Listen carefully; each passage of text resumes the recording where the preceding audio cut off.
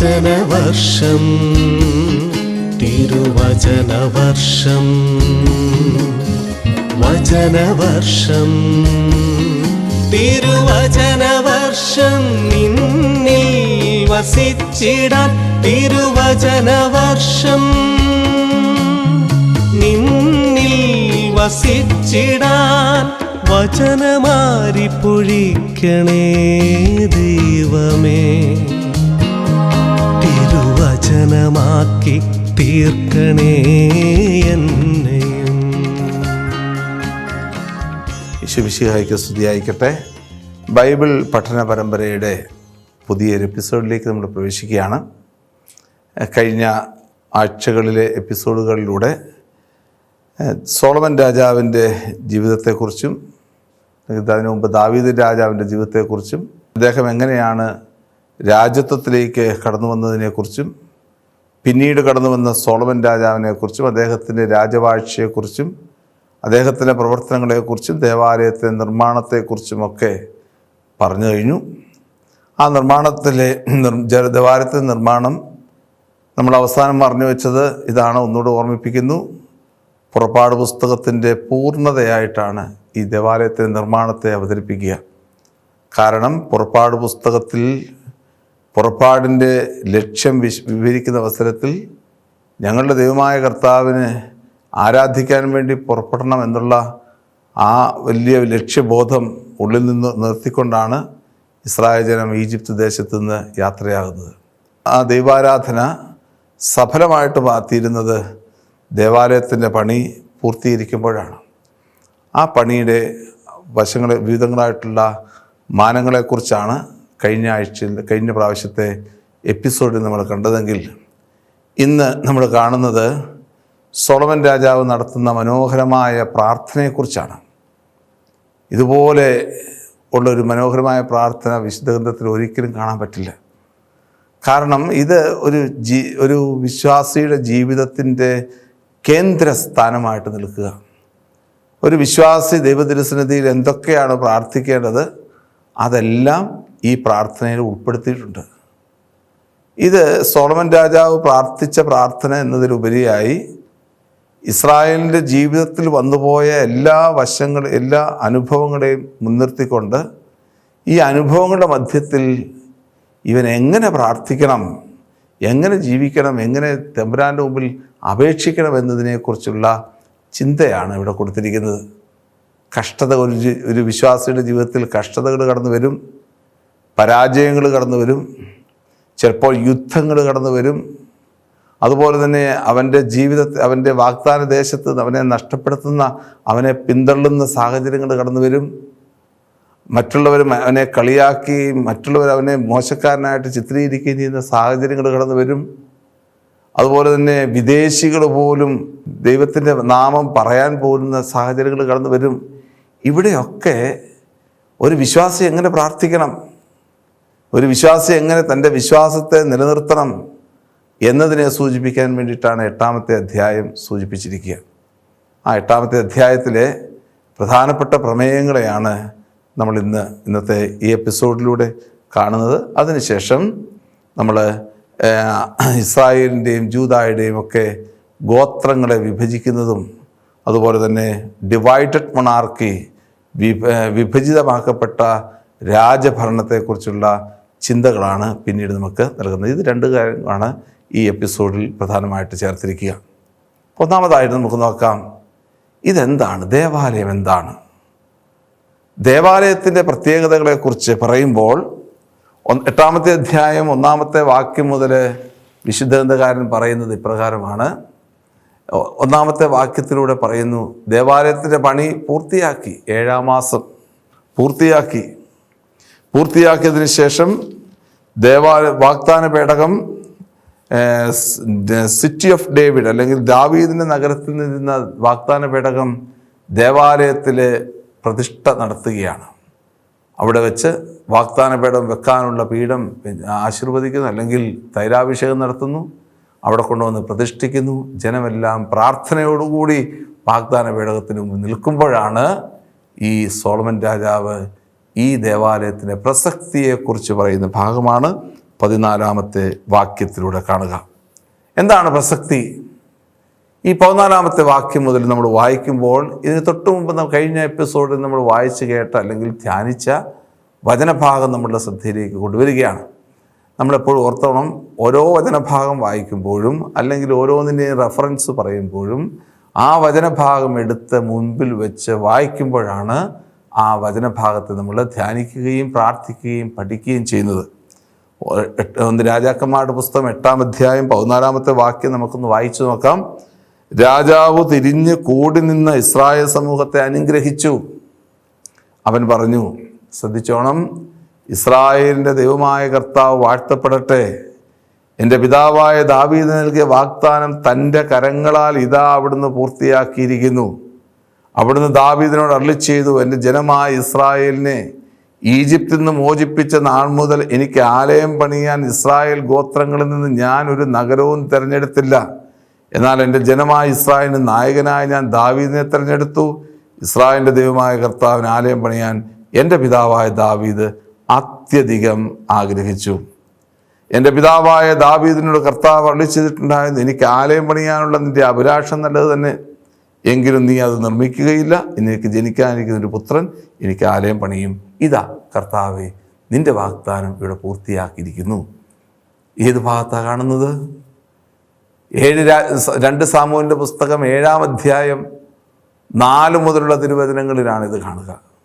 നമ്മൾ വായിച്ചതാണ്, ധ്യാനിച്ചതാണ്. അതായത് നാഥാൻ പ്രവാചകനിലൂടെ ദൈവമായ കർത്താവ് ദാവീദിനോട് പറയുകയാണ്, നീ എനിക്ക് വേണ്ടി ഒരു ആലയം പണിയുകയോ? എന്തിനാണ് ആലയം പണിയുന്നത്? ഇത്രയും നാളും ഈജിപ്തിൻ്റെ അടിമത്തത്തിൽ നിന്ന് സ്വതന്ത്രമായ നാൾ മുതൽ ഇന്ന് വരെ ഞാൻ ഒരു ആലയത്തിലും വസിച്ചില്ല. അതിനാൽ ഞാൻ നിനക്ക് വേണ്ടി ഒരു ആലയം പണിയും, നിൻ്റെ ഗോത്രത്തെ ഞാൻ വളർത്തും. എന്നിട്ട് പറയുന്ന ഭാഗമില്ലേ നമ്മൾ വായിച്ചു കേട്ടത്? 12-ാമത്തെ വാക്യം 2 സാമുവേൽ ചാപ്റ്റർ 7:12 ഓൺവേർഡ്സ് എന്ന് പറയുന്നത് എന്താണ്? ഇതാ ഇസ്രായേൽ നിൻ്റെ ദിനങ്ങൾ പൂർത്തിയായി കഴിയുമ്പോൾ നിൻ്റെ ഔരസപുത്രനെ ഞാൻ ഉയർത്തും, അവൻ എനിക്കൊരു ആലയം പണിയും, ഞാൻ അവൻ്റെ ദേശം അവൻ്റെ രാജ്യം മഹത്വമുള്ളതാക്കി തീർക്കും, ഞാൻ അവന് പിതാവും അവൻ എനിക്ക് പുത്രനുമായിരിക്കും. ഉടമ്പടിയുടെ ബന്ധം നിർവഹിക്കുന്ന സ്ഥലമാണ് ദേവാലയം. നമ്മൾ കണ്ടു കഴിഞ്ഞു. അതിൻ്റെ ബന്ധമാണ്, അതിൻ്റെ പൂർണ്ണതയാണ് ദേവാലയ നിർമ്മാണത്തിൽ സോളമൻ രാജാവ് പറയുന്നത്. ഈ 7-ാമത്തെ അധ്യായത്തിൻ്റെ 12:1 മുതലുള്ള വാക്യങ്ങളുടെ പൂർണ്ണത ഇവിടെ വീണ്ടും അദ്ദേഹം അവതരിപ്പിക്കുകയാണ്. അതുകൊണ്ട് ദാവീദിനോട് ചെയ്ത വാഗ്ദാനം സോളമൻ എന്ന് പറയുന്ന വ്യക്തിയിലൂടെ പൂർത്തീകരിക്കപ്പെട്ടിരിക്കുന്നു. അതുകൊണ്ട് ആരാണ് ദാവീദ് രാജാവ്? ആരാണ്? ദേവാലയം പണിയാൻ വേണ്ടിയിട്ട് നിയോഗിക്കപ്പെട്ട, ദൈവത്താൽ നിയോഗിക്കപ്പെട്ട വ്യക്തിയാണ് ദാവീദ് രാജാവ്. ആ ദാവീദ് രാജാവ് ഫൗണ്ടേഷൻ പണിതു. അതിൻ്റെ ഫൗണ്ടേഷന് മുകളിൽ ഇതാ സോളമൻ രാജാവ് ദേവാലയം പണിത് കർത്താവിന് മുമ്പിൽ സമർപ്പിക്കുകയാണ്. എന്നിട്ട് സോളമൻ രാജാവ് നടത്തുന്ന പ്രാർത്ഥനയാണ് 22 മുതലുള്ള വാക്യങ്ങളിലൂടെ കാണുന്നത്. എങ്ങനെയാണ് അദ്ദേഹം പ്രാർത്ഥിക്കുക? അദ്ദേഹം കൈകൾ ഉയർത്തി എഴുന്നേറ്റ് നിന്ന് കൈകൾ 2 വശത്തേക്ക് നീട്ടിവെച്ചുകൊണ്ട് ദൈവമായ കർത്താവിന് മുമ്പിൽ യാചനകൾ അർപ്പിക്കുകയാണ്. എന്തൊക്കെയാണ് ആ യാചനകൾ? ആ യാചനകളുടെ അർത്ഥമാണ് യഥാർത്ഥത്തിൽ ഒരു ദേവാലയത്തിൻ്റെ പ്രസക്തിയെക്കുറിച്ച് പറയുന്ന ഭാഗം. പ്രകാരം പറയുകയാണ്, കർത്താവേ, പൂർണ്ണ ഹൃദയത്തോടെ അങ്ങയുടെ സന്നിധി വ്യാപരിക്കുന്ന. എന്നിട്ട് പറയുകയാണ് കർത്താവേ, അങ്ങ് ആകാശത്തിലും ഭൂമിയിലും വേറൊരു ദൈവമില്ല. എൻ്റെ കരങ്ങൾ കൊണ്ട് ഈ ദേവാലയം പണി കഴിപ്പിച്ചിരിക്കുന്നു. അങ്ങ് സ്വർഗാദി സ്വർഗത്തിലും സ്വർഗത്തിലും സ്വർഗാദി സ്വർഗത്തിലും അധീനനാണെങ്കിൽ ഞാൻ നിർമ്മിച്ച ദേവാലയം എത്രയോ നിസ്സാരമാണ്. അതായത് ഈ ഭൂമിയിലെ ദേവാലയം എന്ന് പറയുന്നത് സ്വർഗത്തിൻ്റെ പ്രതീകമായിട്ട് നിൽക്കുക. അതാണ് ജെറുസലേം ദേവാലയത്തിൻ്റെ പ്രതീകം. ദൈവത്തോടുള്ള ബന്ധം, സ്വർഗത്തിൽ എത്രമാത്രം ബന്ധമുണ്ട്, ആ ബന്ധത്തിൻ്റെ ഒരു പൂർണ്ണതയാണ്, അല്ലെങ്കിൽ അതിൻ്റെ ഒരു സിംബോളിക് എക്സ്പ്രഷനാണ് ദേവാലയത്തെ കാണുക. ഓരോ ദേവാലയത്തിലും നമ്മൾ കയറുമ്പോൾ നമുക്കുണ്ടാകേണ്ട വിചിന്തനം ഇതാണ്: സ്വർഗത്തോളം എത്തുന്നതാണ് ഈ ദേവാലയം. സ്വർഗത്തിൻ്റെ പൂർണ്ണതയിലൂടെ, സ്വർഗത്തിൻ്റെ റെപ്രസെൻറ്റേഷനാണ് ഈ ദേവാലയത്തിലൂടെ. അതുകൊണ്ടാണ് നമ്മൾ ദേവാലയം എത്രമാത്രം മനോഹരമാക്കിയെടുക്കുന്നത്. വീണ്ടും തിരുവചനത്തിൽ പറയുന്നു, ഇവിടെ വന്ന് നിന്ന് പ്രാർത്ഥിക്കുമ്പോൾ എന്തൊക്കെയാണ് ലഭ്യമാവുന്നത് എന്നാണ് പറയുന്നത്. ഒന്നാമത്തെ കാര്യം 31-ാമത്തെ വാക്യത്തിലാണ് നമ്മൾ കാണുക. 31-ാമത്തെ, അയൽക്കാരനോട് തെറ്റ് ചെയ്യുന്നവനോട് സത്യം ചെയ്യാൻ ആവശ്യപ്പെടുകയും അവൻ ഈ ഭവനത്തിൽ അങ്ങയുടെ ബലിപീഠത്തിന് മുമ്പിൽ സത്യം ചെയ്യുകയും ചെയ്യുമ്പോൾ അങ്ങ് സ്വർഗത്തിൽ നിന്ന് അത് ശ്രവിച്ച് ദുഷ്ടനെ കുറ്റം വിധിച്ച് ശിക്ഷിക്കുകയും നീതിമാന് തക്ക സമ്മാനം നൽകുകയും ചെയ്തുകൊണ്ട് അങ്ങയുടെ ദാസമേ ന്യായം നടത്തണമേ. ഈ ദേവാലയത്തിൽ വരുന്നവൻ ഏതെങ്കിലും തെറ്റ് ചെയ്താൽ ആ തെറ്റിന് പരിഹാരം ചെയ്ത് കർത്താവിൻ്റെ മുമ്പിൽ വന്ന് പ്രാർത്ഥിച്ചാൽ അവൻ്റെ പ്രാർത്ഥന നീ ഉപേക്ഷിക്കരുതേ എന്ന് പറയുകയാണ്. അതാണ് ദേവാലയത്തിൽ നടക്കുന്നത്. അതിനുശേഷം വീണ്ടും പറയുന്നു,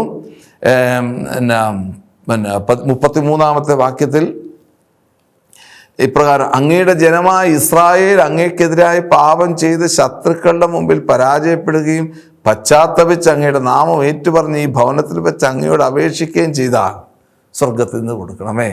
അതായത് ഏതെങ്കിലും തരത്തിൽ ഇസ്രായേലിൻ്റെ, നോക്കിക്കേ ഇതിനകത്തൊക്കെ വന്നിരിക്കുന്നത് നമ്മൾ കണ്ടു കഴിഞ്ഞ ഓരോ കാര്യങ്ങളാണ്.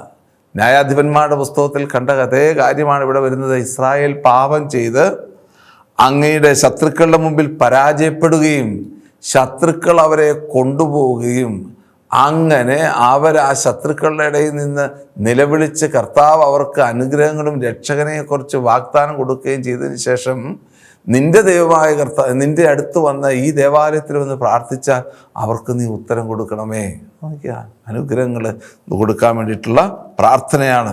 പിന്നെ പറയുന്നത് 35-ാമത്തെ വാക്യത്തിൽ, ജനത്തിൻ്റെ പാപം നിമിത്തം ആകാശം അടഞ്ഞ് മഴയില്ലാതായാൽ അങ്ങ് വരുത്തിയ ക്ലേശം കൊണ്ട് അവർ ഇവിടെ വന്ന് പ്രാർത്ഥിക്കുകയും അങ്ങയുടെ നാമം ഏറ്റുപറയുകയും പാപങ്ങളിൽ നിന്ന് പിന്തിരിയുകയും ചെയ്താൽ അങ്ങ് സ്വർഗത്തിൽ നിന്ന് അങ്ങയുടെ കരം അയച്ച് അനുഗ്രഹങ്ങൾ കൊടുക്കണമേ. എപ്പോഴാണ്? ആകാശം കൊട്ടിയടയ്ക്കപ്പെടുന്ന സാഹചര്യത്തിൽ. അതുപോലെ തന്നെ മേഘങ്ങൾ മഴ വർഷിക്കാതിരിക്കുന്ന അത് ഭയങ്കരമായിട്ടുള്ള ക്ഷാമത്തിൻ്റെ അവസരത്തിൽ നിന്റെ ജനം നിന്ന് പ്രാർത്ഥിച്ചു കഴിഞ്ഞാൽ ആ ജനത്തിന് അനുഗ്രഹം കൊടുക്കണമേ. അതെവിടെയാണ് കാണുന്നത്? 1 രാജാക്കന്മാരുടെ പുസ്തകം 16 മുതലുള്ള അധ്യായങ്ങളിൽ ആഹാബിൻ്റെയും ജസബൽ എന്ന് പറയുന്ന രണ്ടുപേരുടെയും ജീവിതത്തിൽ ബാൽദേവനെയും അക്ഷേരാ ദേവതകളെയും ഒക്കെ കൊണ്ടുവന്നപ്പോൾ അവയ്ക്കെതിരെ നിന്ന ഏറ്റവും വലിയ ശക്തിയായിരുന്നു, പ്രവാചകനായിരുന്നു ഏലിയ പറയുകയാണ്, നീ ആ ബാലിനെയും അക്ഷേരാ ദേവതകളെയും കൊണ്ടുവന്ന സ്ഥിതിക്ക് ഇതാ കർത്താവ് ആകാശം കൊട്ടിയടയ്ക്കാൻ പോവുകയാണ്. ഇനിമേൽ 3.5 വർഷത്തേക്കിന് ശാപങ്ങളുടെ വർഷമാണ് 3.5 വർഷം. 3.5 വർഷത്തേക്കിന് ഇവിടെ മഴ പെയ്യുകയില്ല, ആകാശം കൊട്ടിയടയ്ക്കപ്പെടും, കഠിന ക്ഷാമമുണ്ടാകും, വരൾച്ചയുണ്ടാകും. ആ വരൾച്ചയിൽ ഏലിയായെ സഹായിക്കാൻ സറാഫ്തായിലെ വിധവയെക്കുറിച്ചുള്ള കാര്യങ്ങളൊക്കെ നമ്മൾ കണ്ടു കഴിയും. അതുകൊണ്ട് ഈ അനുഭവത്തെ എടുത്ത് പറയുക, ഇങ്ങനെയുള്ള അനുഭവങ്ങൾ ഉണ്ടാകുമ്പോൾ അവർ മനസ്തപിച്ച് കർത്താവിൻ്റെ സന്നിധിയിലേക്ക് വരുന്നവനെ ഒരിക്കലും നീ തള്ളിക്കളയരുത് എന്ന് പറയുകയാണ്. അതുകൊണ്ട് ഇത് പ്രാർത്ഥനയുടെ അനുഭവമാണ്. വീണ്ടും പറയുന്ന പ്രകാരമാണ്, മുന്നോട്ട് പോവുകയാണ്. അല്പം കൂടെ മുന്നോട്ട് പോയി 41-ാമത്തെ വാക്യത്തിലേക്ക് നമ്മൾ, അങ്ങയുടെ ജനമായ ഇസ്രായേലിൽ പെടാത്ത വിദേശി അങ്ങയുടെ മഹനീയ നാമത്തെയും അങ്ങയുടെ കരുത്തുറ്റ കരങ്ങളുടെ പ്രവർത്തനങ്ങളെയും നീട്ടിയ ഭുജത്തെയും പറ്റി കേട്ട് അങ്ങയെ തേടി വന്ന് ഈ ആലയത്തിൽ നേരെ തിരിഞ്ഞു പ്രാർത്ഥിച്ചാൽ അവിടുത്തെ ജനമായ ഇസ്രായേലിന് കൊടുക്കുന്ന അതേ അനുഗ്രഹങ്ങൾ നീ വിദേശിക്കും കൊടുക്കണമേ. ഒരു വിദേശി കർത്താവിൻ്റെ സന്നിധിയിൽ വന്ന് പ്രാർത്ഥിച്ചാൽ എങ്ങനെ ഇരിക്കും? അതായത് കർത്താവിനെ അറിയാത്ത വിദേശി അവിടുത്തെ അറിഞ്ഞതിന് ശേഷം വന്ന് കർത്താവിൻ്റെ മലയിൽ വന്ന് പ്രാർത്ഥിച്ചു കഴിഞ്ഞാൽ ദൈവമേ അവർക്ക് നീ അനുഗ്രഹം കൊടുക്കണമേ. മനോഹരമായിട്ടുള്ളൊരു ചിത്രീകരണം സക്കറിയയുടെ പുസ്തകം 8-ാം അധ്യായം 20 മുതലുള്ള തിരുവചനങ്ങളിൽ ഉണ്ട്. പറയുന്ന ഇപ്രകാരമാണ്, അനേകം ദേശങ്ങളും അനേകം രാജ്യങ്ങളും കർത്താവിൻ്റെ സന്നിധിയിലേക്ക് വന്ന് വരും. എന്തിനു വേണ്ടിയിട്ടാണ്? അവിടുത്തെ മഹത്വപ്പെടുത്താൻ വേണ്ടി. അതിൽ ഒരു യഹൂദൻ കർത്താവിൻ്റെ ആലയത്തിലേക്ക് കയറിപ്പോകും. അപ്പോൾ ഈ യഹൂദൻ കർത്താവിൻ്റെ ആലയത്തിലേക്ക് കയറിപ്പോകുന്നത് കണ്ടിട്ട് അവിടെ ഉണ്ടായിരുന്ന 10 വിജാതിയർ യഹൂദൻ്റെ മേലങ്കിയിൽ പിടിച്ചിട്ട് പറയും, ഞങ്ങളും നിന്നോടൊപ്പം വരുന്നുണ്ട്. എങ്ങോട്ടേക്കാ? കർത്താവിൻ്റെ ആലയത്തിലേക്ക്. കാരണം ഞങ്ങൾ മനസ്സിലാക്കി ഇവിടെ ദൈവമുണ്ടെന്ന് മനസ്സിലാക്കി. ഇതൊരു യൂണിവേഴ്സൽ സാൽവേഷനാണ്, എല്ലാവരെയും രക്ഷിക്കുന്നതാണ് യഥാർത്ഥത്തിൽ കർത്താവിൻ്റെ ആലയം. കർത്താവിൻ്റെ ആലയത്തിലേക്ക് ഒരുവൻ വന്നു കഴിഞ്ഞാൽ ഏത് വിദേശിയാണെങ്കിലും അവനൊക്കെ രക്ഷിക്കപ്പെടുന്ന അനുഭവമാണ് കാണുന്നത്. അതുകൊണ്ടാണ് ഈ പ്രാർത്ഥന ഇവിടെ അന്വർത്ഥമായിട്ട് മാറുന്നത്. വീണ്ടും ഏതെങ്കിലും തരത്തിൽ യുദ്ധത്തിൽ പുറപ്പെടുന്ന ഇവിടെ പറയുന്ന അങ്ങയുടെ ജനം അങ്ങ് അയക്കുന്ന വഴിയിലൂടെ ശത്രുക്കൾക്കെതിരെ യുദ്ധത്തിന് പുറപ്പെടുമ്പോൾ അങ്ങ് തിരിഞ്ഞെടുത്തിരിക്കുന്ന ഈ നഗരത്തിൽ നിന്ന് ഞാൻ അങ്ങേക്ക് നിർമ്മിച്ചിരിക്കുന്ന ഈ ആലയത്തിനും അഭിമുഖമായി നിന്ന് പ്രാർത്ഥിച്ചാൽ അങ്ങ് സ്വർഗത്തിലിരുന്ന് പ്രാർത്ഥന കേൾക്കണമേ. യുദ്ധത്തിന് പോകുന്ന ജനം, അത് ഈ സ്വന്തം രാജ്യത്ത് ജെറുസലേമിൽ നിന്നൊക്കെ അകന്ന് യുദ്ധത്തിന് പോകുന്ന ജനം അവിടെ നിന്ന് പ്രാർത്ഥിച്ച നിന്റെ സന്നിധിയിലേക്ക് നോക്കി പ്രാർത്ഥിച്ചാൽ അവന് നീ ഉത്തരം പറയണമേ. കാരണം സാധാരണയായി യഹൂദരുടെ ഇടയിൽ ഒരു നിയമമുണ്ട്. അവന് ജെറുസലേമിലായിരിക്കുന്ന ഒരു യഹൂദൻ, ദേവാലയത്തിലായിരിക്കുന്ന യഹൂദൻ ദേവാലയത്തിൻ്റെ വാഗ്ദാന പേടകത്തെ നോക്കി പ്രാർത്ഥിക്കണം. ജെറുസലേമിലായിരിക്കുന്ന ഒരു യഹൂദൻ ദേവാലയത്തെ നോക്കി പ്രാർത്ഥിക്കണം. ജെറുസലേമിന് വെളിയിലായിരിക്കുന്ന ഒരു യഹൂദൻ ജെറുസലേമിനെ നോക്കി പ്രാർത്ഥിക്കണം.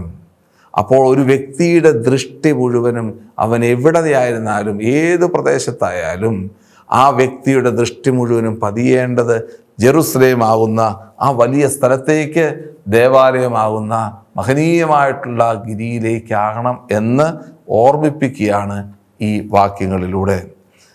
വീണ്ടും 56-ാമത്തെ വാക്യത്തിൽ അവർ അങ്ങേക്കെതിരായി പാപം ചെയ്യുകയും പാപം അവിടുന്ന് കോപിച്ച് അവരെ ശത്രുവിനെ ഏൽപ്പിക്കുകയും ശത്രുക്കൾ അവരെ സമീപത്തോ വിദൂരത്തോ ഉള്ള തങ്ങളുടെ ദേശത്തേക്ക് തടവുകാരായി കൊണ്ടുപോവുകയും അവർ അവിടെ വെച്ച് ഹൃദയപൂർവ്വം പശ്ചാത്തപിച്ച് ഞങ്ങൾ പാപം ചെയ്തു പോയി അനീതിയും അകൃത്യവും പ്രവർത്തിച്ചു എന്ന് ഏറ്റുപറയുകയും ചെയ്താൽ തിരിച്ചു വന്ന് കർത്താവെ പൂർണ്ണ ഹൃദയത്തോടെ അനുതപിച്ച് തിരിച്ചു വന്ന് ദൈവത്തിന് മുമ്പിൽ പ്രാർത്ഥിച്ചു കഴിഞ്ഞാൽ അവരുടെ പ്രാർത്ഥനയും കേൾക്കണമേ. അതായത് ദൈവത്തിൻ്റെ ജനത്തിന് ഇതൊക്കെ നമ്മൾ കണ്ട ഭാഗങ്ങളാണ്. ദൈവത്തിൻ്റെ ജനം എങ്ങനെയാണ് അധപ്പതിച്ചു പോകുന്നത്, അല്ലെങ്കിൽ മറ്റ് രാജ്യങ്ങളിലേക്ക് പോകുന്നത്? അവർ പോകുന്നത് യഥാർത്ഥത്തിൽ ദൈവത്തിൻ്റെ ജനം പോകുന്നത് പാപം ചെയ്തിട്ടാണ്. പാപം ചെയ്ത് മരീമസമായിട്ടുള്ള ദൈവത്തിൻ്റെ ജനത്തെ ദൈവമായ കർത്താവ് പല സ്ഥലങ്ങളിലേക്കും പറഞ്ഞു വിടുകയും അതുവഴിയായി ദൈവത്തിൻ്റെ കൃപയ്ക്ക് മുമ്പിൽ അപേക്ഷിക്കുകയും ചെയ്യുമ്പോഴാണ് യഥാർത്ഥത്തിൽ പ്രാർത്ഥന കേട്ട് കർത്താവ് അനുഗ്രഹങ്ങൾ നൽകണമേ എന്ന് പറഞ്ഞ് പ്രാർത്ഥിക്കുന്നതിലൂടെയാണ് ദേവാലയ പ്രതിഷ്ഠ നടത്തുക. ഇത് മനസ്സിലാക്കുമ്പോൾ ഇതാണ് ദേവാലയ പ്രതിഷ്ഠ എന്ന് പറയുന്നത്. സോളമൻ രാജാവ് ഈ പ്രതിഷ്ഠ നടത്തുന്നു. സോളമൻ രാജാവ് പ്രതിഷ്ഠിച്ചതിന് ശേഷം, പ്രാർത്ഥന നടത്തിയതിന് ശേഷം ദേവാലയത്തിൻ്റെ പ്രതിഷ്ഠാകർമ്മം തിരുനാളിൻ്റെ ആചരണത്തോടുകൂടി നടക്കുകയാണ്. എന്തിനാ തിരുനാൾ ആചരിക്കുന്നത്? ദേവാലയത്തിൻ്റെ പ്രതിഷ്ഠാകർമ്മം തിരുനാളിൻ്റെ ആചരണത്തോടുകൂടി നടത്തുന്നത് എന്തിനാണ്? തിരുനാളുകളിലൂടെയാണ് കർത്താവിൻ്റെ മഹത്വം ലോകത്തിനും, കർത്താവിൻ്റെ മഹത്വം, കർത്താവ് രാജാവാകുന്നുവെന്ന് എല്ലാവരും ഏറ്റുപറയുന്നത് തിരുനാളുകളുടെ ആഘോഷങ്ങളിലൂടെയാണ്. അതുകൊണ്ടാണ് പെസഹാ തിരുനാൾ നടത്തി, ദേവാലയ പ്രതിഷ്ഠ നടത്തി, കർത്താവിന് മുമ്പിൽ സഭവ് സമർപ്പിച്ച് ഈ രാജാവ് ഈ ലോകത്തിന് മാതൃകയായിട്ട്. അതുകൊണ്ടാണ് ഈ സോളമൻ രാജാവിനെ യഥാർത്ഥത്തിൽ ഇസ്രായേലിൻ്റെ വലിയ രാജാവായിട്ട് ചിത്രീകരിക്കുന്നത്. സോളമൻ രാജാവാകുന്ന വ്യക്തിയിലൂടെ ദേവാലയത്തിൻ്റെ പണി നിർമ്മിക്കുകയും ദേവാലയത്തെയും ജനത്തെയും തമ്മിലുള്ള ബന്ധത്തിലേക്ക് വളർത്തുകയും ഉടമ്പടിയുടെ നവീകരണത്തിൻ്റെ ബന്ധത്തിലേക്കൊക്കെ വളർത്തുകയും ചെയ്യുന്നതിലൂടെ ഇസ്രായേലിൻ്റെ രാജാവായിട്ട് സോളമൻ രാജാവ് അവരോധിക്കപ്പെടുകയും അതുവഴിയായി ഇസ്രായേലിൻ്റെ മഹത്വം, ദൈവത്തിൻ്റെ മഹത്വം ഈ ഇസ്രായേൽ ദേശത്ത് പ്രകാശിപ്പിക്കപ്പെടുകയും ചെയ്യുന്നു എന്നതാണ് പ്രത്യേകമായിട്ടുള്ള പ്രതിപാദ്യ വിഷയം. അതുകൊണ്ട് ഈ 8-ാമത്തെ അധ്യായം ഒരു വിശ്വാസി എപ്പോഴും വായിക്കേണ്ട പുസ്തകമാണ്. 1 രാജാക്കന്മാരുടെ പുസ്തകം 8-ാമത്തെ അധ്യായം ഒരു വിശ്വാസി എപ്പോഴും വായിക്കണം. അതിനുള്ളിലുള്ള ദൈവിക സത്തയെ മനസ്സിലാക്കണം. ഓരോ ഭാഗത്തും കൊടുത്തിരിക്കുന്ന കൃത്യമായിട്ടുള്ള ആരൊക്കെ എങ്ങനെയൊക്കെ പ്രാർത്ഥിച്ചാൽ കർത്താവ് കേൾക്കും, അതെങ്ങനെ പ്രാർത്ഥിക്കണം, മോഡ് ഓഫ് പ്രെയർ എന്താണ്, ഏത് രീതിയിലാണ് നമ്മൾ പ്രാർത്ഥിക്കേണ്ടത്, വിശ്വാസത്തിൻ്റെ അനുഭവം, പ്രാർത്ഥനയിലെ വിശ്വാസത്തിൻ്റെ അനുഭവം എന്താണ്, ഇതിനെക്കുറിച്ചൊക്കെയുള്ള ആഴമായ വിചിന്തനങ്ങൾ നൽകുന്ന ഭാഗമാണ് 8-ാമത്തെ അധ്യായം. ഇപ്പോൾ ദേവാലയം പണി കഴിപ്പിച്ചു. ഇനി വിശുദ്ധകാലം മുന്നോട്ട് പോകുമ്പോഴത്തേക്കും സോളമൻ രാജാവിൻ്റെ അധപ്പതനത്തെക്കുറിച്ചാണ് പ്രധാനമായിട്ടും പറയുന്നത്. സോളമൻ രാജാവിൻ്റെ അധപ്പതനം, അതായത് മറ്റു സ്ത്രീകൾ, പ്രത്യേകിച്ച് വിദേശ സ്ത്രീകളെയൊക്കെ കല്യാണം കഴിക്കുന്നതിലൂടെ സോളമൻ രാജാവിൻ്റെ അധപ്പതനത്തിന് ചരിത്രം കടന്നു. ഈ അധപ്പതനത്തിലൂടെ യഥാർത്ഥത്തിൽ രാജ്യം 2ആയിട്ട് വിഭജിക്കപ്പെടുന്നു. യഥാർത്ഥത്തിൽ നോക്കിക്കഴിഞ്ഞാൽ നമ്മുടെ ഈ രാജ്യത്തിൻ്റെ ഇസ്രായേൽ എന്ന് പറയുന്ന ദേശത്തെ വിഭജിക്കപ്പെടാനുള്ള കാരണം അതൊന്നു മാത്രമാണ്. ഓരോ രാജാക്കന്മാരും അവരവരുടെ പ്രവൃത്തികൾക്കനുസരിച്ച് ദൈവത്തെ പ്രീതിപ്പെടുത്തിയില്ല, ദൈവത്തോടുള്ള ബന്ധത്തിൽ നിലനിന്നില്ല എന്നുള്ള ഒറ്റ കാരണമാണ് ഈ രാജ്യത്തിന് വിഭജനത്തിന് കാരണമാകുന്നത്. നമുക്കറിയാം, ഈ സോളമൻ രാജാവിൻ്റെ ഭരണത്തിന് ശേഷം ഇസ്രായേലിലെ അടുത്ത് വരാൻ ഉള്ള രാജാവ് റഹോബോവാം, സോളമൻ്റെ പുത്രനായ റഹോബോവാമാണ്. റഹോബോവാം രാജാവ് ജൂദാദേശത്തിൻ്റെ രാജാവാണ്. അതായത് യൂണിഫൈഡ് ഇസ്രായേൽ, അവിഭക്ത ഇസ്രായേലിൻ്റെ രാജാവാണ്. അതിനിടയ്ക്കാണ് സോളമൻ രാജാവിൻ്റെ കാലത്തുണ്ടായിരുന്ന അദ്ദേഹത്തിൻ്റെ അഡ്മിനിസ്ട്രേറ്ററായ ജെറോബോവാം രംഗപ്രവേശം ചെയ്യുന്നത്. അദ്ദേഹം രംഗപ്രവേശം ചെയ്യുന്നു. അപ്പോഴാണ് അഹിയ എന്ന് പറയുന്ന ഒരു പ്രവാചകനെ അവിടെ നമ്മൾ കാണുക. അഹിയ എന്ന് പറയുന്ന പ്രവാചകൻ, പേര് മറന്നുപോയേക്കരുത്, അഹിയ എന്ന് പറയുന്ന പ്രവാചകൻ. അത് 1 രാജാക്കന്മാരുടെ പുസ്തകം 11-ാം അധ്യായം 26 മുതലുള്ള വാക്യങ്ങളിലാണ് ജെറോബോവാം രാജാവിനെ രാജാവായിട്ട് അത് നോമിനേറ്റ് ചെയ്യപ്പെടുന്ന രംഗം. ഈ പ്രവാചകൻ ഒരു ദിവസം ജെറോബോവാമിനെ കാണുന്നു. അപ്പോൾ പ്രവാചകൻ്റെ കയ്യിൽ ഒരു തുണിയുണ്ട്. ഈ തുണി അദ്ദേഹം എന്ത് ചെയ്യുന്നു? അത് 12 കീറുന്നു. 12 കഷ്ണമായിട്ട് കീറുന്നു. അതിൽ 10 കഷ്ണം ജെറോബോവാമിന് കൊടുത്തിട്ട് പറയുന്നു, 31-ാമത്തെ വാക്യം, 11-ാം അധ്യായം 31-ാമത്തെ വാക്യം. അവൻ ജെറോബോവാമിനോട് പറഞ്ഞു, 10 കഷ്ണം നീ എടുത്തുകൊള്ളുക. ഇസ്രായേലിൻ്റെ ദൈവമായ കർത്താവ് അരുളി ചെയ്യുന്നു, ഞാൻ സോളമൻ്റെ കയ്യിൽ നിന്ന് രാജ്യമെടുത്ത് 10 ഗോത്രങ്ങൾ നിനക്ക് തരും. അപ്പോൾ നോക്കി, എന്താണ് അതിൻ്റെ അർത്ഥം?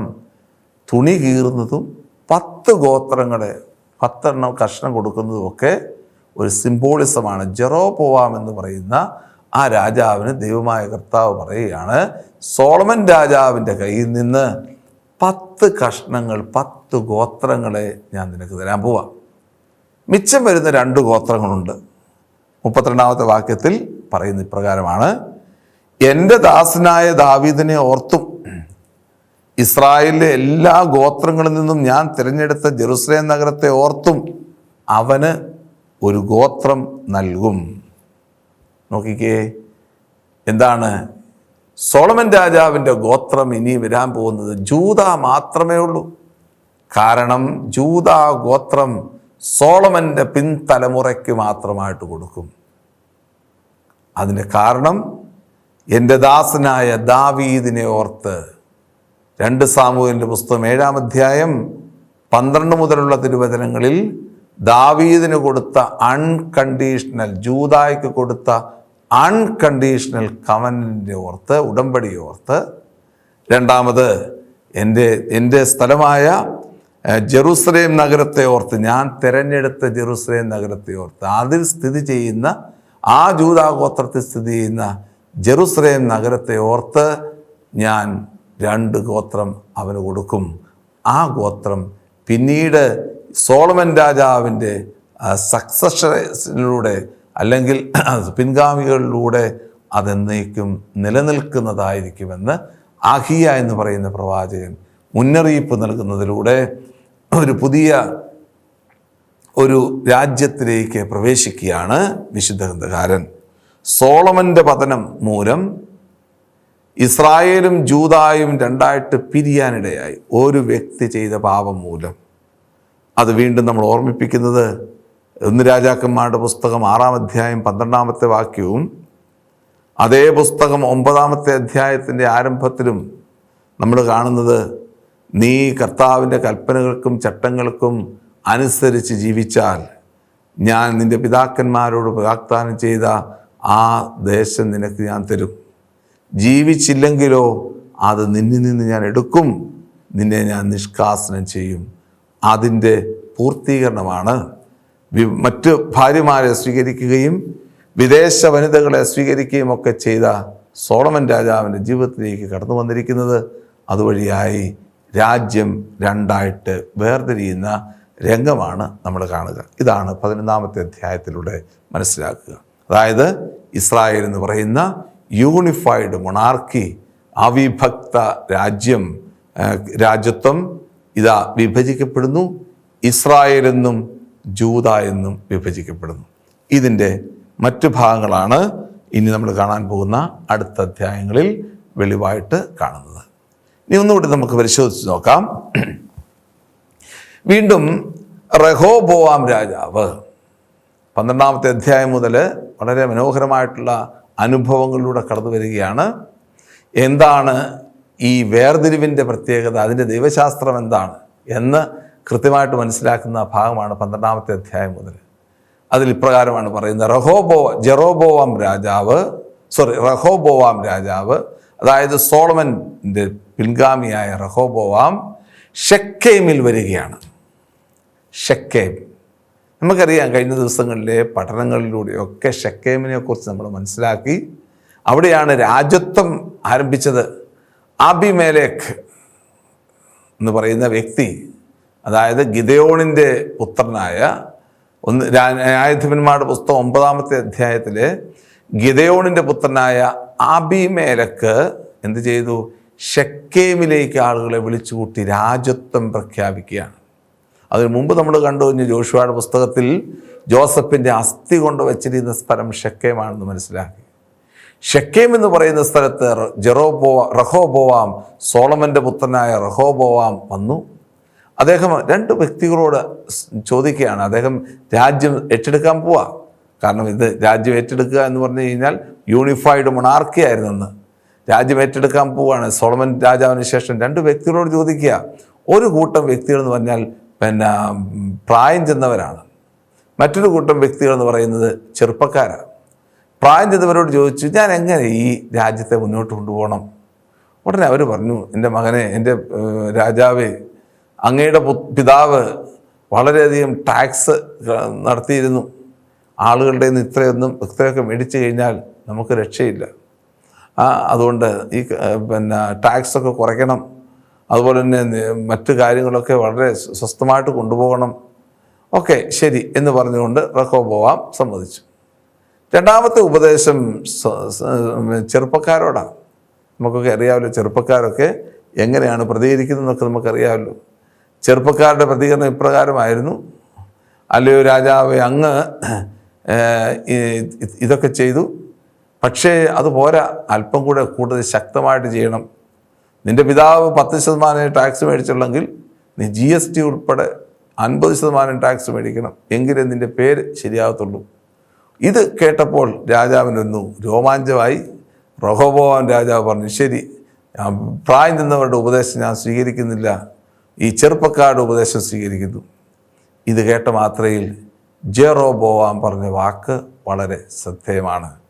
ഇസ്രായേലിൻ്റെ തലവനാകാൻ പോകുന്ന ജെറോബോവാം ഇസ്രായേലിൻ്റെ 10 ഗോത്രങ്ങളെ കൂട്ടിപ്പിടിപ്പിച്ചിട്ട് പറയുകയാണ്, we have no share in the tent of David എന്ന് പറഞ്ഞാൽ ഹെബ്രായ ഭാഷയിൽ അല്പം കൂടി അതിനൊരു ശക്തിയുണ്ട്. അനഹ്നു ലോ നഹ്ല ബെഹേൽ ദാവീദ്. അത് പറഞ്ഞാലൊരു രസമുണ്ട്, അതുകൊണ്ടാണ് അങ്ങനെ പറഞ്ഞത്. അതായത് we have no share in the tent of David. ദാവീദിൻ്റെ വംശക്കാരുമായിട്ട് എനിക്കൊരു ബന്ധവുമില്ല. ദാവീദിൻ്റെ ഗോത്രങ്ങളുമായിട്ട് എനിക്ക് ബന്ധമില്ല. അതിലുപരിയായി ദാവീദിൻ്റെ കൂടാരമായി എനിക്ക് ബന്ധമില്ല. എന്താ ദാവീദിൻ്റെ കൂടാരം? ദാവീദിൻ്റെ കൂടാരമാണ് ദേവാലയം. ഇപ്പം ജെറോബോവാം എന്ന് പറയുന്ന രാജാവ് 10 ഗോത്രങ്ങളുമായിട്ട് പോകുന്നത് എന്തിനെതിരെയുള്ള ഒരു നീക്കമായിരുന്നു? ജെറുസലേം ദേവാലയത്തിനെതിരെയുള്ള നീക്കമായിരുന്നു. അവിടെയാണ് രാജ്യം വിഭജിക്കപ്പെടുന്നത്. ഇത് നമ്മുടെ ബേസിക് എക്ലേസിയോളജിയാണ്. സഭയിൽ ഉണ്ടാകുന്ന സഭാ വിജ്ഞാനീയത്തിൻ്റെ ബേസിസാണ്. കാരണം ദേവാലയമില്ലാതെ സഭയില്ല. സഭാമക്കൾ ഒന്നിക്കേണ്ടത് ദേവാലയത്തിലാണ്. ഞങ്ങൾക്ക് ദാവീദിൻ്റെ ആലയത്തോടോ ദാവീദിൻ്റെ കൂടാരത്തോടോ ഷെയറൊന്നും ഇല്ല എന്ന് പറഞ്ഞ് ജെറോബോവാം രാജാവ് ജെറുസലേം ദേവാലയത്തെ ഉപേക്ഷിച്ച് ബഥേൽ ദാൻ എന്നീ പറയുന്ന ദേശത്ത് പോയി ദേവാലയം നിർമ്മിക്കുകയും ആചാരാനുഷ്ഠാനങ്ങൾ നടത്തുകയും ചെയ്തു. ഇതോടുകൂടി 2 തട്ടായിട്ട് ഇസ്രായേൽ മാറുകയാണ്. ഇസ്രായേൽ എന്നും ജൂദ എന്നും. 930 BC നടന്ന വേദനാജനകമായ ഒരു സംഭവമാണിത്. ഇതിൻ്റെ പരിണിത ഫലം എന്ന് പറയുന്നത് അതിതീവ്രമായിരുന്നു. ഇതിൻ്റെ പരിണിത ഫലമാണ് ഇസ്രായേൽ എന്നേക്കുമായി നാശത്തിലേക്ക് പോവുകയാണ്. അവിടേക്ക് വരുന്ന ഭരണാധികാരികൾ ഒന്നും തന്നെ രക്ഷയില്ലാത്ത ഭരണാധികാരികളായിട്ട് മാറുക. ഒരൊറ്റ വ്യക്തിയെ മാത്രമേ നന്മയായിട്ട് കാണുന്നുള്ളൂ, യേഹൂ എന്ന് പറയുന്ന വ്യക്തിയെ, രാജാവിന്. 2 രാജാക്കന്മാരുടെ പുസ്തകം 9-10 അധ്യായങ്ങളിൽ അദ്ദേഹത്തെ മാത്രമേ ആ ഇസ്രായേലിൻ്റെ ദേശത്ത് ഈ ഏലീഷ എന്ന് പറയുന്ന പ്രവാചകൻ അദ്ദേഹത്തെ മാത്രമേ തൈലം കൊണ്ട് അഭിഷേകം ചെയ്ത് രാജാവാക്കുന്നുള്ളൂ. ബാക്കിയുള്ള എല്ലാ രാജാക്കന്മാരും അവരുടെ ഒന്നൊന്നിനും കണക്കായിരുന്നു. എന്ന് പറഞ്ഞു കഴിഞ്ഞാൽ ഇവരൊക്കെ ഓരോ വ്യത്യസ്തങ്ങളായിട്ടുള്ള ഡൈനാസ്റ്റികളായിട്ട് കടന്നു വരിക. ഒരു സ്ഥിരമായിട്ടുള്ള ഒരു രാജവംശമില്ല. ഒരു രാജവംശം മറ്റേ രാജവംശവുമായിട്ട് അടിയും ഇടിയും ബഹളമൊക്കെ ആയിരുന്നു. എങ്ങനെയെങ്കിലും തെറിപ്പിക്കാനുള്ള നീക്കങ്ങളായിരുന്നു. അങ്ങനെയാണ് ജെറോബോവാമിൻ്റെ ഡൈനാസ്റ്റി, ബാഷയുടെ ഡൈനാസ്റ്റി, ഓംറിയുടെ ഡൈനാസ്റ്റി, യേഹൂവിൻ്റെ ഡൈനാസ്റ്റി, ജെറോബോവാം സെക്കൻഡിൻ്റെ പിൻഗാമികളായ സക്കറിയ, Shallum, Menahem, Pekahiah, Pekah, Hoshea എന്നീ രാജാക്കന്മാർ. ഇങ്ങനെ ആയിരുന്നു ഇസ്രായേലിൻ്റെ പതനം നടക്കുന്നത്. 930 BC ഇവർ വേർപിരിഞ്ഞു. 722 BC, അത് എത്ര വർഷമുണ്ടെന്നുള്ളത് നിങ്ങൾ തന്നെ കൂട്ടിക്കോണം. 722 BC ഇസ്രായേൽ എന്ന് പറയുന്ന ദേശം നാമാവശേഷമാവുകയാണ്. അതുകൊണ്ട് ബേസിക്കായിട്ട് ഇസ്രായേലിൻ്റെ നാമാവശേഷമാവുന്ന അനുഭവത്തെ നമ്മൾ കാണുന്നത് ദേവാലയത്തിൽ നിന്ന് വിട്ടുമാറിയുള്ള ഒരു ജീവിതത്തെക്കുറിച്ചാണ്. അതാണ് ഇസ്രായേലിൻ്റെ പതനത്തിൻ്റെ കാരണമായിട്ട് മാറുന്നത്. ജെറോബോവാമിൻ്റെ പ്രവർത്തനങ്ങളെക്കുറിച്ചാണ് പിന്നീടുള്ള ഭാഗങ്ങളൊക്കെ, പ്രത്യേകിച്ച് 13-ാമത്തെ അധ്യായം 14-ാമത്തെ അധ്യായമൊക്കെ രേഖപ്പെടുത്തിയിരിക്കുന്നത് ജെറോബോവാമിൻ്റെ പ്രത്യേകതകളെക്കുറിച്ച്. അദ്ദേഹം എന്തൊക്കെ ചെയ്തു? 1 രാജാക്കന്മാരുടെ പുസ്തകം 13-14 അധ്യായങ്ങൾ. ജെറോബോവാം ചെയ്തത് ബഥേലിൽ ഒരു ദേവാലയം പണിതു. കാളക്കുട്ടിയെ കൊണ്ടുവന്ന് ഒരു ദേവാലയം പണിതു. ജെറുസലേമിൻ്റെ മാതൃകയിലൊക്കെയാണ് ദേവാലയം പണിതിരിക്കുന്നത്. പക്ഷേ അവിടെ ആരാധിക്കുന്നത് ആരാ? കാളക്കുട്ടിയെ ആരാധിക്കുന്നു. ഒരിക്കലും സമാധാനം അവരുടെ ഇടയിലില്ല. ദേവാലയവും ഇസ്രായേലും ജൂദായും തമ്മിൽ എന്നും നിരന്തരമായിട്ടുള്ള യുദ്ധങ്ങൾ നടക്കുന്ന കാലഘട്ടം. അങ്ങനെയാണ് ഈ ജെറോബോവാം രാജാവ് ദേവാലയം പണിയുന്നത്. ബഥേലിലും ദാനിലും ദേവാലയം പണിയുകയും ആളുകളുടെ സ്വർണവും പണ്ടങ്ങളും ഒക്കെ എടുത്ത് കാളക്കുട്ടിയെ കൊണ്ടുവന്ന് ആരാധിക്കുകയും ഒക്കെ ചെയ്യുന്ന രംഗങ്ങളാണ് അവിടെ പറയുന്നത്. എന്നിട്ട് രണ്ടാമത് അദ്ദേഹം ചെയ്തത്, ദേവാലയത്തിൽ ജെറുസലേമിലുണ്ടാകുന്ന തിരുനാളുകളെ അദ്ദേഹം ഇവിടെ റീക്രിയേറ്റ് ചെയ്തു. നിയമാവർത്തന പുസ്തകം 16-ാമത്തെ അധ്യായത്തിൽ തിരുനാളുകളെക്കുറിച്ച് പറയുന്നുണ്ട്. ജെറുസലേമിൽ ഇസ്രായേൽക്കാർ നടത്തേണ്ട തിരുനാളുകളെക്കുറിച്ച് 3 പ്രധാനപ്പെട്ട തിരുനാളുകൾ ഏതൊക്കെയാണ് നമുക്കറിയാം. നിയമാവർത്തന പുസ്തകം 16-ാം അധ്യായം. ഹഗ് ഹ സുക്കോത്ത്, സുക്കോത്ത് തിരുനാൾ അല്ലെങ്കിൽ ഫീസ്റ്റ് ഓഫ് ടബർനാക്കിൾ അല്ലെങ്കിൽ കൂടാര തിരുനാൾ. ഹഗ് ഹ പെസാഹ്, പെസഹ തിരുനാൾ. 3 ഹഗ് ഹ ഷെവോത്ത് എന്ന് പറഞ്ഞാൽ ആഴ്ചകളുടെ തിരുനാൾ, വിളവെടുപ്പിൻ്റെ തിരുനാൾ. ഈ 3 തിരുനാളുകൾ ഇസ്രായേൽ ജനം നിശ്ചിത കാലഘട്ടത്തിൽ നടത്തണമെന്നാണ് നിയമാവർത്തന പുസ്തകം 16-ാം അധ്യായം പറഞ്ഞിരിക്കുന്നത്. ആ സമയങ്ങളിലൊക്കെ ഇസ്രായേൽ ജനം നേരെ അങ്ങോട്ട് പോകണം. എല്ലാ പുരുഷന്മാരും ദേവാലയത്തിൽ ചെല്ലണം. അവിടെ ചെന്ന് കാഴ്ചകളും ബലികളും അർപ്പണങ്ങളും ഒക്കെ നടത്തണം. ഇതൊക്കെ നിയമത്തിൽ എഴുതിയിരിക്കുന്ന കാര്യങ്ങളാണ്. പക്ഷേ അത് റീക്രിയേറ്റ് ചെയ്യപ്പെടുകയാണ് ഇവിടെ ചെയ്യുന്നത്, ജെറോബോവാം ചെയ്യുന്നത്. അതിൻ്റെ സമയവും ക്രമങ്ങളും ഒക്കെ മാറ്റി ദൈവിക നിയമത്തിലെ, നിയമാവർത്തന പുസ്തകത്തിലെ നിയമസംഹിതകൾക്ക് ബദലായിട്ട് ജെറോബോവാം തൻ്റെ ജീവിതത്തെ, തൻ്റെ ഈ ദേശത്തെ ഉള്ള ആളുകളെ രൂപീകരിക്കുകയാണ്. അതുവഴിയായി ദൈവവും ജനവും തമ്മിലുള്ള ബന്ധം നഷ്ടപ്പെടുകയാണ്. ഇതാണ് ജെറോബോവാമിൻ്റെ പ്രധാനപ്പെട്ട പ്രത്യേകതകളായിട്ട് നിൽക്കുക. അങ്ങനെ ഇസ്രായേല് ഏകദൈവത്തെ മറന്ന് ബഹുദൈവ വിശ്വാസത്തിൻ്റെ ഭാഗമായിട്ട് ഇസ്രായേൽ വളർന്നു. അതുപോലെ തന്നെ ജൂദ എന്ന് പറയുന്ന ദേശം ആയിട്ടാട്ടെ റഹോബോവാം രാജാവിൻ്റെ കാലഘട്ടത്തിൽ ജൂദാദേശം വളർന്നു വരികയാണ്. ദേവാലയത്തിന് കുഴപ്പമൊന്നുമില്ല. പക്ഷേ റഹോബോവാമിൻ്റെ പ്രവർത്തനങ്ങളിൽ ദൈവമായിട്ടുള്ള ദാവീദ് രാജാവിനോടൊപ്പം നിൽക്കാൻ സാധിക്കാത്ത ഒരു ജീവിത ശൈലിയിലേക്ക് ജനത്തെ കൊണ്ടുവരികയാണ്. അദ്ദേഹത്തിൻ്റെ പ്രവർത്തനത്തെക്കുറിച്ച് പറയുന്നത് ഇപ്രകാരമാണ്. സോളമൻ്റെ മകൻ റഹോബോവാം 14-ാം അധ്യായം 21-ാമത്തെ വാക്യം. റഹോബോവാമാണ് യൂദായിൽ വാണിരുന്നത്. ഭരണമേൽക്കുമ്പോൾ അവന് 41 വയസ്സായിരുന്നു. കർത്താവ് ഇസ്രായേൽ ഗോത്രം തനിക്കായി തിരഞ്ഞെടുത്ത ജെറുസലേം നഗരത്തെ അവൻ 17 വർഷം ഭരിച്ചു. അവൻ്റെ അമ്മ അമ്മോന്യ സ്ത്രീയായ നാമയായിരുന്നു. യൂദ കർത്താവിൻ്റെ മുമ്പിൽ തിന്മ പ്രവർത്തിച്ചു. അവൻ പാപം ചെയ്ത് തങ്ങളുടെ പിതാക്കന്മാരെക്കാൾ കൂടുതൽ അവിടുത്തെ പ്രകോപിപ്പിച്ചു. എന്താണ്? റഹോബോവാം ജൂദ എന്ന് പറയുന്ന ദേശത്ത് താമസിക്കുകയും അതിൻ്റെ ഭരണം നിർവഹിക്കുകയും ചെയ്തപ്പോൾ ജൂദാദേശം പാപത്തിൽ അകപ്പെട്ടു എന്ന് പറഞ്ഞാൽ യഥാർത്ഥത്തിൽ ദൈവത്തിൻ്റെ അടുത്തേക്ക് കൊണ്ടുപോകേണ്ട രാജ്യത്വം എന്ന് പറയുന്ന ആ റഹോബോവാം രാജാവ് ദൈവജനത്തെ പാപത്തിലേക്ക് തള്ളിവിട്ടു, ബഹുദൈവ വിശ്വാസത്തിലേക്ക് തള്ളിവിട്ടു, അനാചാരങ്ങളിലേക്കുമൊക്കെ തള്ളിവിടുന്ന രംഗമാണ് നമ്മൾ ഇവിടെ കാണുന്ന പ്രധാനപ്പെട്ട പ്രമേയമായിട്ട് നിൽക്കുക. അതുകൊണ്ട് ഇവിടെ റഹോബോവാമിൻ്റെ പ്രത്യേകതകൾ വളരെ ദേവപ്രീതിക്ക് വേണ്ടിയുള്ള ആൺവേശ്യ സമ്പ്രദായവും അവിടെ ഉണ്ടായിരുന്നു. കർത്താവ് എന്തൊക്കെയാണ് അദ്ദേഹത്തിന് ചെയ്തിരുന്നത്?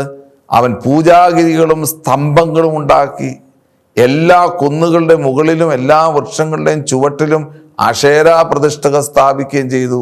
ദേവപ്രീതിക്ക് വേണ്ടിയുള്ള ആൺവേശ്യ സമ്പ്രദായം അവിടെ ഉണ്ടായിരുന്നു.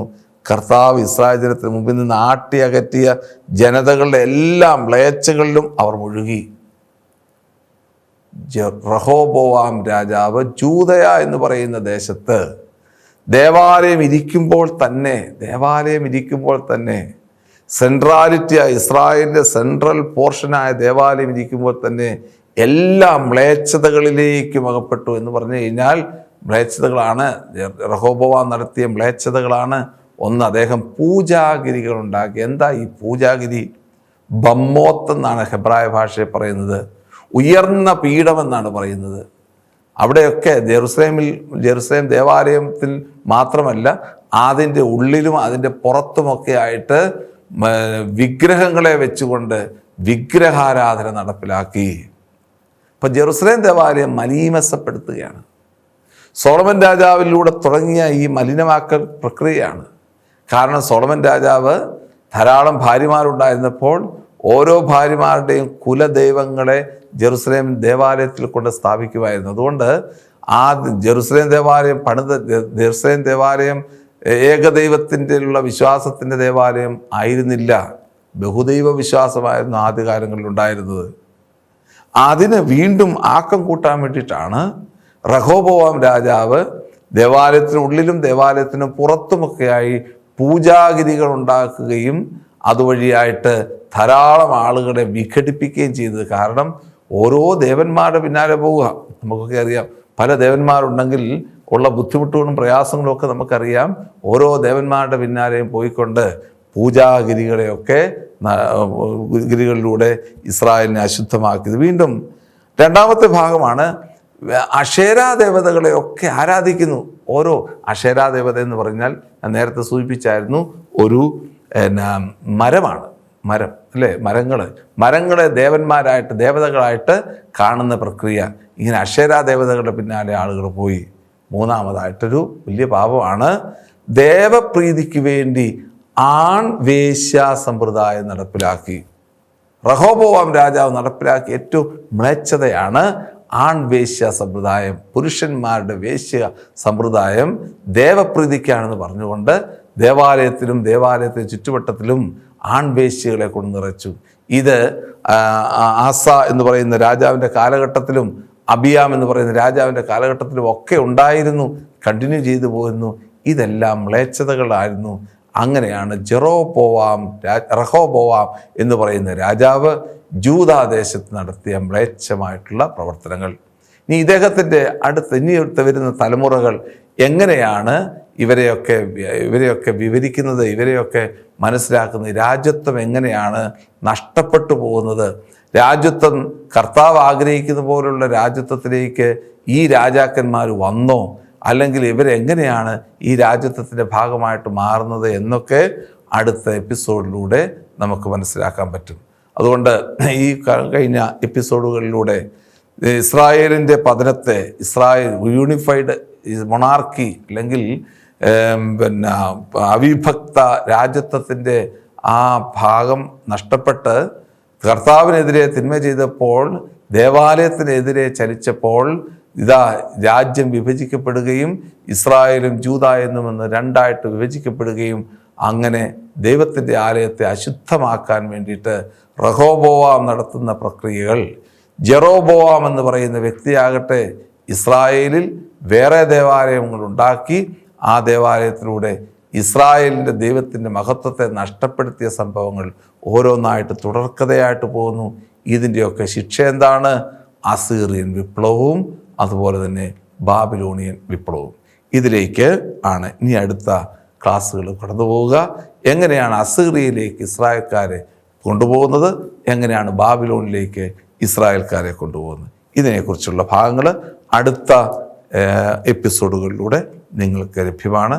ദൈവം നിങ്ങളെ അനുഗ്രഹിക്കട്ടെ.